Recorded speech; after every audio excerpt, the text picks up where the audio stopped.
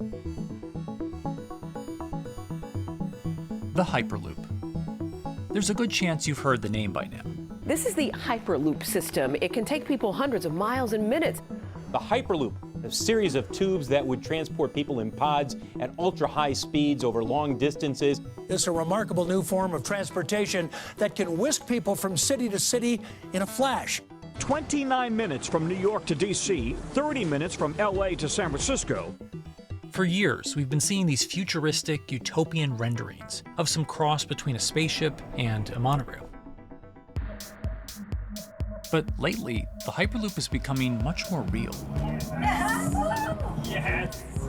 It was surreal to be even sitting inside a Hyperloop, and just even more incredible to actually be like riding down a track in something that was nothing more than a crazy idea 6 years before. Companies all around the world have been developing and testing the technology needed to propel passengers at speeds of over 1,000 kilometers per hour. But for many, speed is only the first step to unlocking the full transformational effects of a new mode of transportation. Fast is what we just sort of take for granted in the Hyperloop world. It's the network effects that really deliver the benefit. And that opens up a completely different scale of economic opportunity.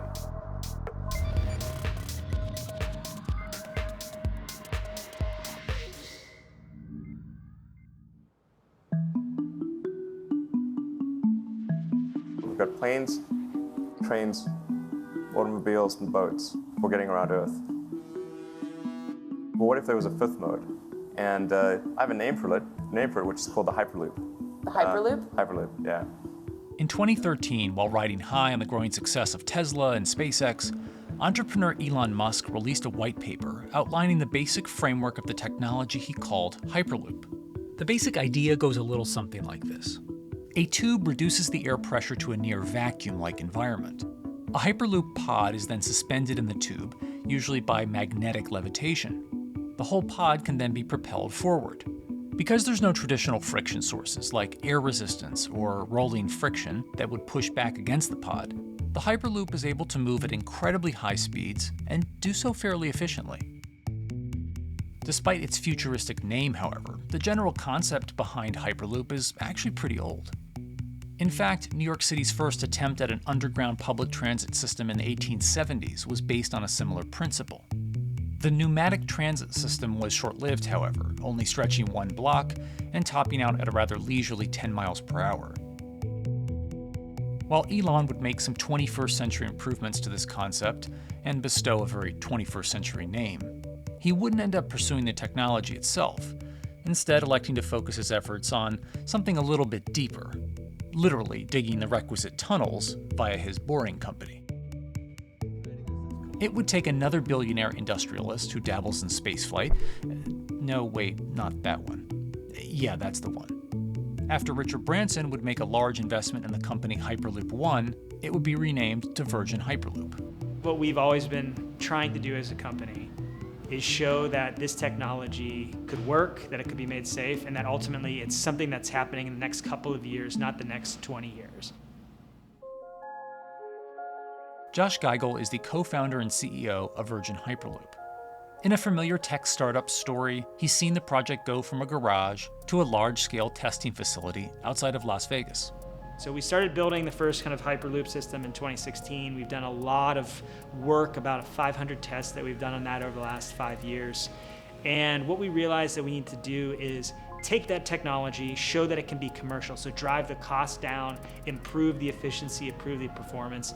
But the key thing is actually making it approachable and safe for individuals. In order to do that, Josh, along with Virgin's head of passenger experience, Sarah Lucian, bravely volunteered to take the inaugural ride. What her and I were realizing is we're the first two people sitting in a Hyperloop. The only type of people that have gone through this environment are in spacesuits, and there we are in just normal clothes because of the system, the safety of what we've designed. 3, 2, 1, launch. And then once we started going, you felt a bit of acceleration. We accelerated a little bit harder than we would in commercial, be like a sports car. Yes! Yes! We got to about 108 miles an hour on that test. And it's a short run, it's about 500 yards or so, and came to a stop. The test, lasting only about 20 seconds and covering only a quarter of a mile at just over 100 miles per hour, is a long way away from a true functioning Hyperloop. But as for optics, it's a crucial step for the future of funding. And the number one question we got from investors or from project proponents or just people in general was like, is a Hyperloop safe? And what better way to show something is safe than by actually getting people on it?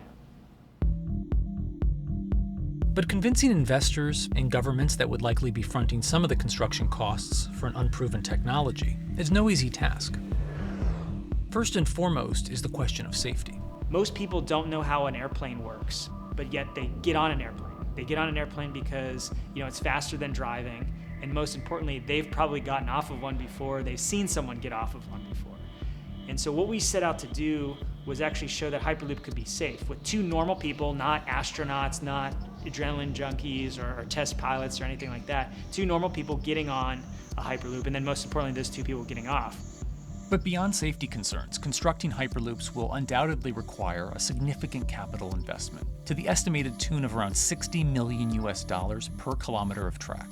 So a track from San Francisco to Los Angeles, for example, is likely to come with a price tag over $10 billion. And before large governments are willing to come in and front those costs, investors who are funding Hyperloop development must accept it as a long-term mixture of technology and infrastructure investing. Investors that are used to short returns because you're developing apps or something to that effect, those aren't the investors that really get excited about Hyperloop. What you start to see is the people that are looking at platform technologies, right? So this idea that because the smartphone existed, Uber could exist, right? So who are like the Vanderbilts of this century? And that's the part where you're gonna get a lot more no's than yeses. But those people that have the ability, the fortitude to stick it out, to see the game-changing platform here, those are the people that we're looking for. And since we've done that passenger test, there has been a lot of interest that's really, this is a lot sooner than I thought. Envisioning the ripple effects of what Hyperloop could achieve, though, is fairly challenging at this stage of development. It's fast, yes, but for point-to-point travel, traditional maglev trains can move pretty fast as well. And outside of China, South Korea, and Japan, even those haven't seen much adoption elsewhere due to the high costs and questionable profitability. The Shanghai line in China, for example, loses around $100 million every year. Hyperloop companies, however, believe they can offer something different than traditional railway lines. My name's Alan James, and as far as I know, I'm the only guy on the planet who's written a government-level business case for 300 kmh conventional high-speed rail, 500 kmh maglev, and 1000 kmh Hyperloop. It's fundamentally about moving people from where they are to where they want to go, when they want to make those journeys, and doing it in much smaller numbers. So pod designs for Hyperloop range from 12 to 28 seats typically. Why are they small? It's because small enables the network to operate flexibly. And a great example of that is the east-west strategic route across the north of England, from Liverpool to Manchester to Leeds. So to get from Liverpool via Manchester to Leeds by train is just short of 2 hours today. It'll probably take you 2 hours driving as well in average traffic conditions. Net result is those three city regions remain three separate entities: Liverpool, Manchester, Leeds. There's very little commuting traffic between those urban areas. Hyperloop absolutely changes that from the ground up. Liverpool to Manchester is a 5 or 6 minute journey. Manchester to Leeds is also a 5 or 6 minute journey. What that effectively does is create a single super city economy. In this vision, the Hyperloop acts a little more like a highway, where pods have fixed destinations and don't need to stop along the way.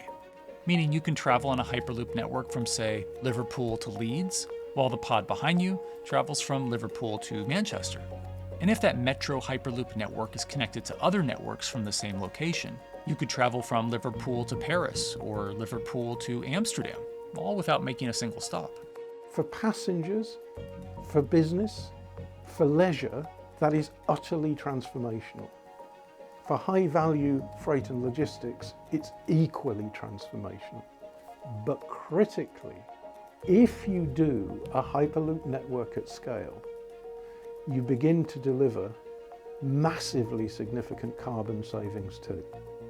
A multi-regional Hyperloop network could become a replacement for both short-haul passenger and cargo flights and traditional ground transportation, both of which are significant carbon producers. One Hyperloop-connected distribution hub, perhaps at an airport that is predominantly used for international air freight, replacing maybe 10, 12, 15 distributed road hubs. It takes a lot of polluting and inefficient truck haulage off the roads. That itself means roads gain extra capacity. Hyperloops will still need to use electricity to both move pods and maintain the near vacuum environment in the tube. Proponents of the technology believe that this can be done by using renewable sources, including a combination of solar panels and battery technology that could be used along the Hyperloop itself.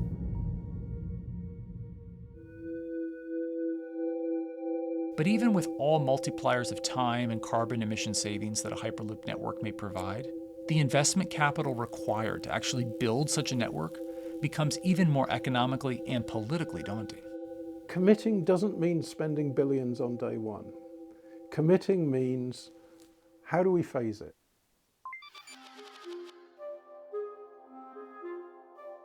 One company in the Netherlands is working to develop that technology, and perhaps more importantly, the international coalition needed to make the Hyperloop network a reality. So we are here in Europe's first full-scale Hyperloop test facility, where we can already prove every conceptual technology of the Hyperloop. This is Tim Houter, a co-founder and CEO of Hart Hyperloop, headquartered in the city of Delft.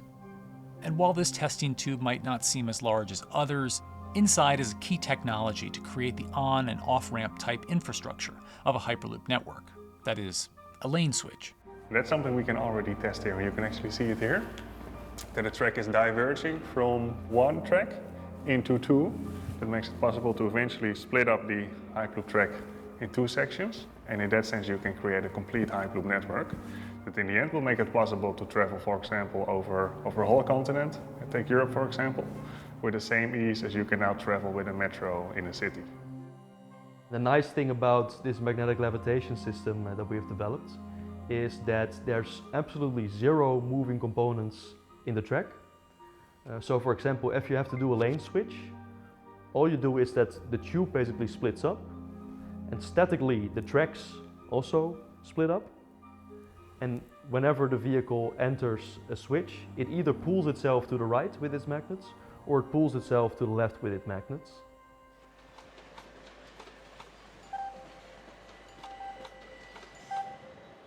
Lane switching on traditional rail requires the physical movement of the rail. Even modern magnetic levitation tracks use lane switching techniques in order to transfer trains from one track to another.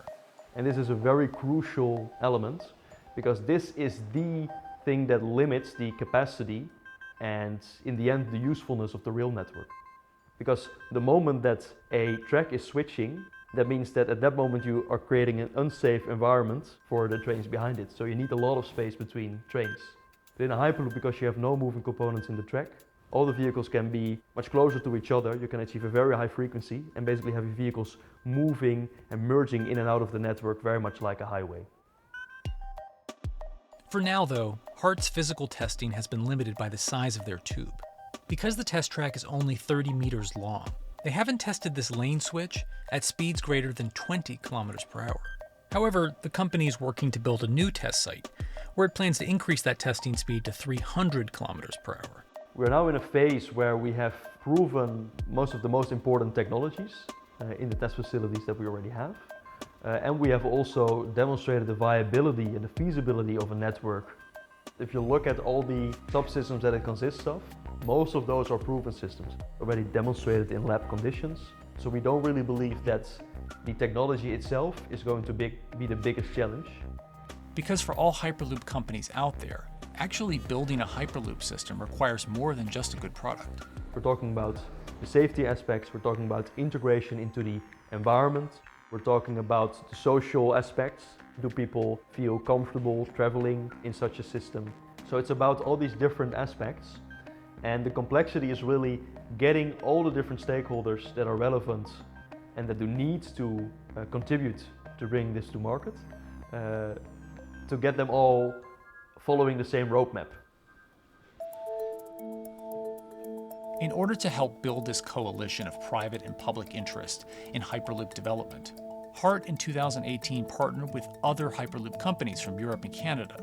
The goal was to define, establish, and standardize the framework to regulate Hyperloop systems. Right now we are working with all the Hyperloop developers together in setting up the first, let's say, structure for starting the standards drafting. One of the most important goals for HART is interoperability, which is essentially making sure the different systems can communicate with each other.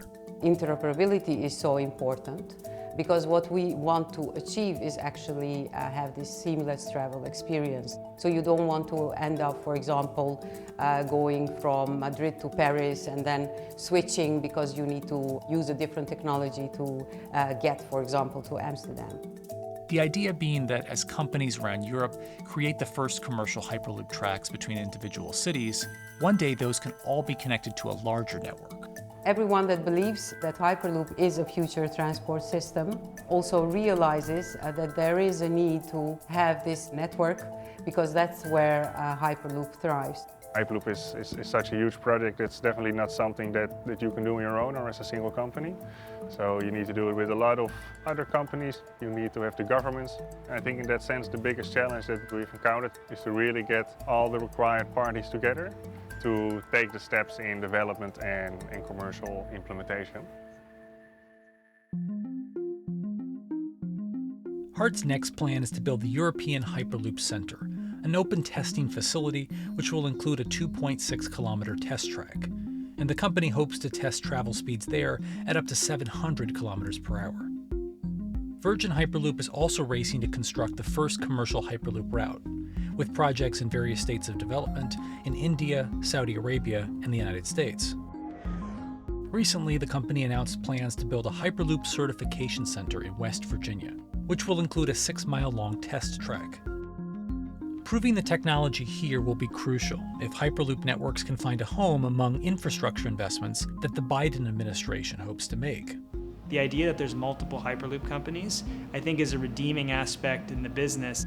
People really want to see something happen, so having multiple people move forward is good for that.